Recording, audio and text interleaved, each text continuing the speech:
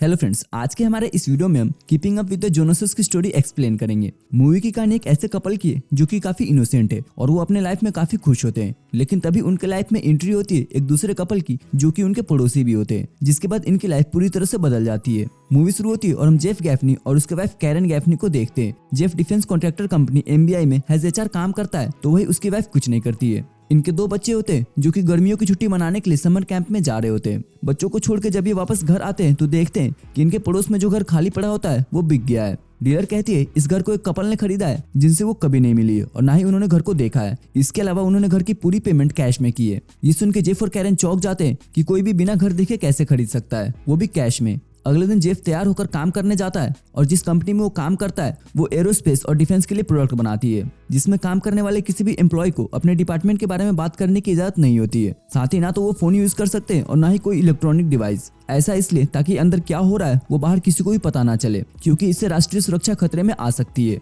पूरे कंपनी में सिर्फ जेफ ही होता है जिसे फोन या कंप्यूटर यूज करने की छूट होती है, क्योंकि वो एचआर है। लेकिन जब भी किसी को कहीं बात करने या किसी और काम के लिए मोबाइल या कंप्यूटर की जरूरत पड़ती है तो जेफ उन्हें अपना मोबाइल या कंप्यूटर दे देता है, क्योंकि जेफ ऐसा इंसान होता है जिसे किसी पर भी भरोसा हो जाता है और वो किसी पर भी शक नहीं करता है। वही घर पर कैरन देखती है कि उसके नए पड़ोसी घर में रहने के लिए आ गए, जिसमें हस्बैंड का नाम टिम जोनस और वाइफ का नाम नेटली जोनस है, जिनकी काफी सारी फोटो कैरन खींचती है और जेफ को भेजती है। उनकी फोटो देख के जेफ सोचता है कि ये बहुत ही गजब के लोग हैं। और जब वो अपना काम खत्म करके शाम को घर आता है तो देखता है कि टिम और नेटली उसके घर पर ही बैठे हैं, जहाँ वो कैरन से बात कर रहे हैं। नेटली यहाँ पर अपने बारे में बताती है कि वो सोशल मीडिया कंसल्टेंट है और साथ में कुकिंग ब्लॉग भी लिखती है। वही टीम बताता है कि मैं ट्रैवल राइटर हूँ, जिस वजह से मैं काफी सारे देशों में घूम चुका हूँ, पर मुझे ये जगह काफी पसंद आई, इसलिए हमने यहाँ रहने का फैसला किया। यहाँ पर ये जेफ और कैरन को एक गिफ्ट भी देते हैं जिसके अंदर ग्लास का एक शोपीस होता है। बदले में जेफ भी उन्हें एक गिफ्ट देता है जो कि उसके कंपनी का स्ट्रेस बॉल था, जिसे देते हुए जेफ कहता है मेरे पास यही है देने के लिए। जब ये जाने लगते हैं तब जेफ उन्हें कहता है यहाँ हर साल गर्मी के महीने में पार्टी होती है, आपको वहाँ जरूर आना चाहिए। उस पार्टी में सभी पड़ोसी और मेरे कंपनी के कलीग भी होते हैं। जिस पर टीम पूछता है एमबीआई के कलीग क्या,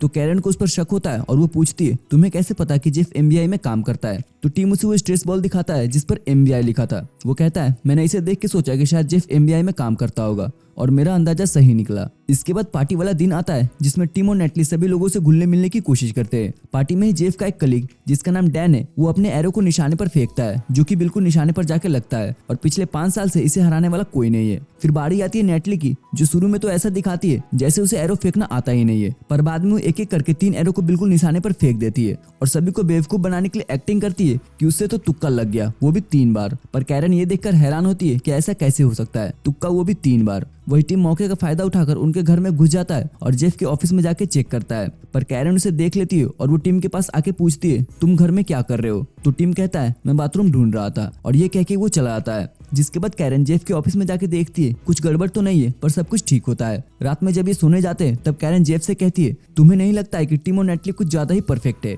जिस पर जेफ कहता है वो अच्छे लोग हैं। तब कैरन बताती है कि आज बाथरूम के बहाने टिम तुम्हारे ऑफिस में चला गया था, पर जेफ को अब भी उन पर शक नहीं होता है और वो कहता है गलती से टिम ऑफिस में चला गया होगा, ऐसी गलती किसी से भी हो सकती है। आगे वो उनके बारे में कहता है मेरा इंसानों को पढ़ने का तजुर्बा कहता है कि हमारे पड़ोसी बहुत ही अच्छे लोग हैं और बिल्कुल नॉर्मल है। अगले सीन में हम नेटली को देखते हैं जो कि जेफ के कंपनी के बाहर जाके गार्ड को अपने पास गाड़ी खराब होने के बहाने बुलाती है ताकि टिम कंपनी के अंदर घुस सके, और टिम जेफ के ऑफिस में जाके उसके कंप्यूटर को चेक करता है जिसमें किसी ने ब्रूस नाम के आदमी को मेल किया था कि उसका पैकेज रेडी है। वही दूसरी ओर कैरन इंटरनेट पर टिम और नेटली के बारे में चेक करती है कि जो बातें उन्होंने अपने बारे में कही थी वो सच है या झूठ। तभी उसे बाहर से आवाज सुनाई देती है तो वो बाहर देखती है। बाहर नेटली एक सूटकेस को अपने गाड़ी में रखकर कहीं जा रही होती है, तो वो उसका पीछा करती है और कॉफी शॉप में पहुंचती है, जहां वो देखती है कि नेटली अपने बुक को किसी दूसरे के बुक से बदलती है और वहां से निकल जाती है। उसी वक्त दूसरी ओर हम देखते हैं कि टिम जेफ को एक चाइनीज रेस्टोरेंट के पीछे ले जाता है जहाँ सब इलीगल चीजें मिलती है। यहाँ ये कोबरा वाइन पीते हैं जिसमें सच में मरा हुआ कोबरा रखा होता है। वाइन पीने के बाद चाइनीज कहता है कि अब मैं तुम्हें हमारी सबसे स्पेशल डिश खिलाऊंगा, और वो एक जिंदा सांप ले आता है, जिसे देख के जेफ डर जाता है और वहां से भागता है। पर टीम के कहने पर वो वापस आके बैठता है और चाइनीज सांप का सर काटकर जेफ के सामने रखता है। तभी उसे कैरन का कॉल आता है जो उसे बताती है कि हमारे पड़ोसी वैसे नहीं है जैसा वो दिखाते हैं। मैंने नेटली का पीछा किया जहाँ वो कॉफी शॉप में किसी से मिली, और अभी वो कपड़े की दुकान में जा रही है जहाँ भी वो किसी से मिलेगी। वही नेटली इनकी सारी बात सुन रही होती है क्योंकि उसने इनका फोन टैप किया होता है। जेफ इस वक्त काफी नशे में होता है और उसे कैरन की बातों पर यकीन नहीं होता है और वो उल्टा उसे ही डांट देता है। नेटली फोन पर बात करते हुए चेंजिंग रूम में जाती है। तब कैरन बाहर से उसकी आवाज सुनने की कोशिश करती है, पर तभी नेटली दरवाजा खोल के उसे पकड़ लेती है। तो कैरन वहां से निकलने का बहाना बनाती है, लेकिन नेटली उसे रोकती है और कहती है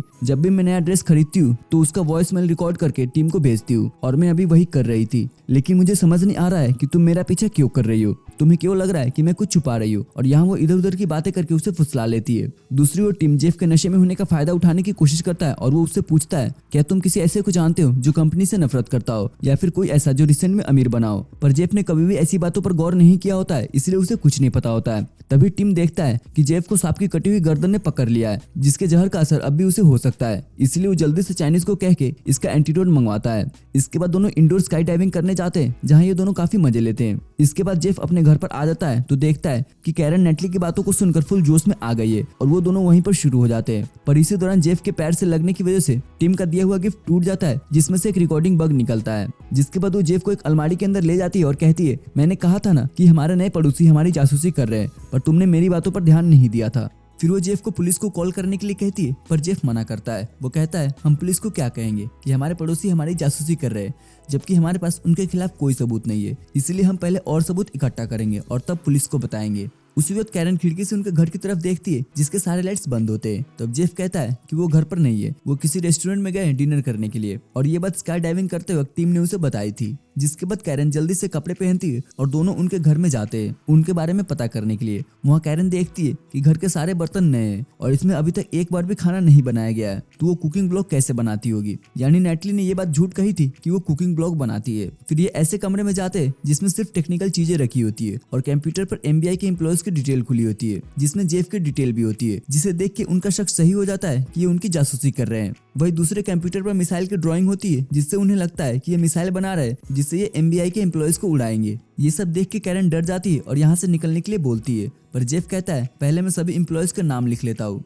और जब वो नाम लिखने के लिए एक पेन उठाता है तो उसमें से एक नीडल निकलता है जो कैरन के मुंह पर जाकर लगता है और वो बेहोश हो जाती है। तभी बाहर टीम और नेटली भी आ जाते हैं, जिनके गाड़ी की आवाज सुन के जेफ कैरन को घसीटते हुए पीछे के रास्ते से भागता है। वही जब ये अपने ऑफिस में जाते हैं तो उन्हें वो पेन नीचे गिरा हुआ मिलता है, जिससे वो समझ जाते हैं कि पड़ोसी को उनके बारे में सब कुछ पता चल गया है। अगले दिन ऑफिस में जेफ ये सोच कर टेंशन में होता है कि अब उसके कंपनी को मिसाइल से उड़ा दिया जाएगा और सारे एम्प्लॉयज को मार दिया जाएगा। तभी डेन, जो कि उसी कंपनी के दूसरे डिपार्टमेंट में काम करता है, वो जेफ के पास आता है और उससे कंप्यूटर यूज करने के लिए पूछता है, स्कोर देखने के लिए। तो जेफ उसे परमिशन दे देता है और खुद अपने सीनियर के पास जाके उसे सारी बात बताता है कि उसके पड़ोसी क्या करना चाहते हैं। तो सीनियर कहता है मैं इसके बारे में पता करता हूँ, और वो जेफ को कल एमबीआई के पुराने बिल्डिंग के पास आके मिलने के लिए कहता है। जिसके बाद अगले दिन जेफ और उसकी वाइफ कैरन दोनों सीनियर से मिलने जाते हैं, जिसने पता लगा लिया होता है कि वो दोनों कौन है। पर तभी कोई दूर से सीनियर को गोली मार देता है और वो उन पर भी गोलियां चलाता है, पर ये बच जाते हैं। तभी वहाँ पर टीम और नेटली आ जाते हैं, जो गोली चलाने वाले पर फायरिंग करते हैं, और वो उन दोनों को जल्दी से कार में बैठने के लिए बोलते हैं। पर ये कार में बैठने से मना करते हैं, लेकिन नेटली के समझाने पर ये कार में बैठ जाते हैं। फिर ये यहाँ से भागते हैं और इनके पीछे दो बाइक वाले लग जाते हैं। इसी दौरान जेफ पूछता है तुम हमारे पीछे क्यों पड़े हो और तुम अच्छे लोग हो या बुरे। जिस पर टीम कहता है हम अच्छे लोग हैं और हमारे पीछे जो पड़े वो बुरे लोग हैं। फिर ये किसी तरह से उन दोनों बाइक वाले को मार देते हैं और उसके बाद एक रेस्टोरेंट में जाके खाना खाते हैं, जहाँ खाना खाते वक्त जेफ कुछ सवाल पूछता है। पहला सवाल कि क्या तुम CIA से हो, जिसका ये दोनों कोई जवाब नहीं देते। दूसरा सवाल तुम्हारा टारगेट कौन है, पर इसका भी ये कोई जवाब नहीं देते।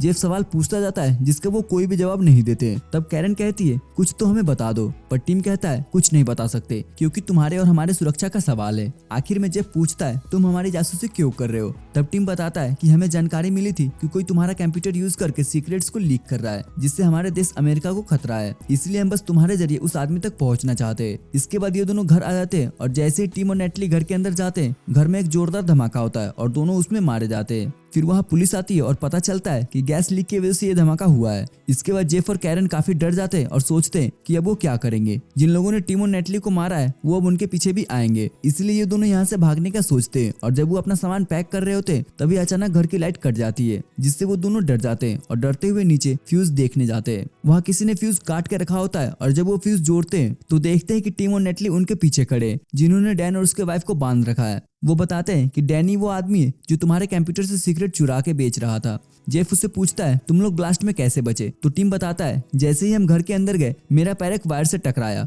और बॉम्ब का टाइमर शुरू हो गया, जो कि 3.5 सेकंड का था। इतने ही टाइम में हम घर से बाहर कूद गए और ब्लास्ट हो गया। फिर जेफ पूछता है इस सब के पीछे किसका हाथ है, तो टिम कहता है इसके पीछे बहुत बड़े हथियार डीलर का हाथ है जिसका नाम ब्रूस है, जिसे इसने तुम्हारे कंप्यूटर से मेल किया था। तब जेफ पूछता है वो क्या चीज है जो ये ब्रूस को बेचता है। तब नेटली उसे दिखाती है जो कि माइक्रोचिप होता है जिसका इस्तेमाल मिसाइल में किया जाता है, जिसके गलत यूज से हमारे देश का सभी मिसाइल को बेअसर किया जा सकता है। नेटली बताती है कि पिछले 3 महीनों से डैन ये काम कर रहा है और वो अपने पिछवाड़े में घुसाकर चिप को कंपनी से बाहर निकालता है। जेफ जब डैन से पूछता है कि उसने ऐसा क्यों किया तो डैन बताता है कि उसने ये सब पैसों के लिए किया ताकि वो और उसकी फैमिली मजे से जी सके। तभी डैन की फोन बजती है तो टिम उसे फोन उठाने के लिए कहता है, पर डैन काफी डरा होता है इसलिए वो फोन को नहीं उठाता है और जेफ फोन को उठाता है। फोन पर दूसरी तरफ ब्रूस होता है जो उससे पूछता है क्या तुम और तुम्हारी वाइफ डील करने के लिए तैयार हो, तो जेफ कहता है हाँ। जिसके बाद ब्रूस उसे 9 बजे होटल में मिलने के लिए बुलाता है। जिसके बाद टिम जेफ के टाइम में माइक्रोफोन लगा देता है और उसे कहता है तुम डरना मत, तुम्हें बस अंदर जाना है और सामान की अदला बदली करके वापस आ जाना है,